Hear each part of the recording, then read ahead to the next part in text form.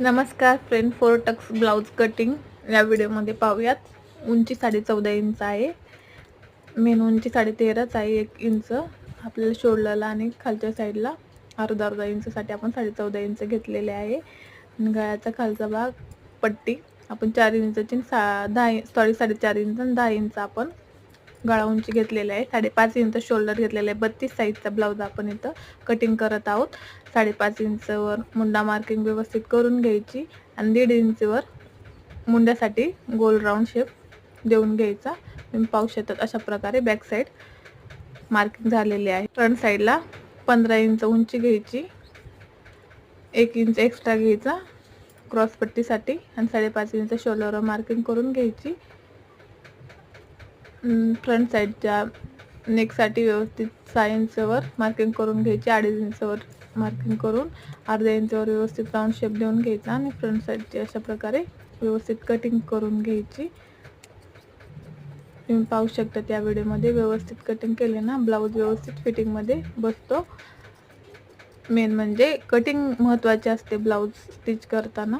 तुम्ही पाहू शकता अशा प्रकारे कटिंग करून घ्यायची. आणि आपल्याला इथं क्रॉस पट्टी काढायची आहे. त्याकरिता खालून जॉईंट होतं ते कटिंग करून घेतलं आहे. 3.5 इंचवर इथं मार्किंग करून घ्यायची. तुम्ही पाहू शकतात आणि कमरेच्या बाजूने 3 इंचवर अशा प्रकारे क्रॉस पट्टी जोडून घ्यायची.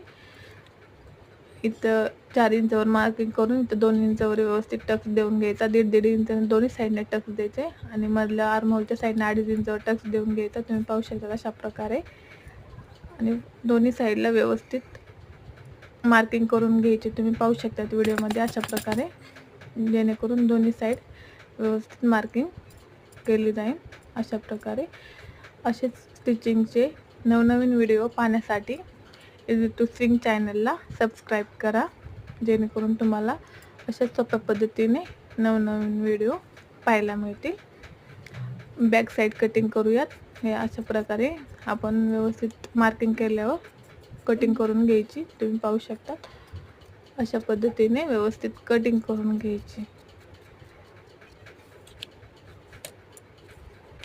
4 टक्स इथं टक्स देण्यासाठी 4 इंचवर व्यवस्थित मार्किंग करून घ्यायची. असेच नवनवीन व्हिडिओ पाहण्यासाठी चॅनलला सबस्क्राईब करा. धन्यवाद.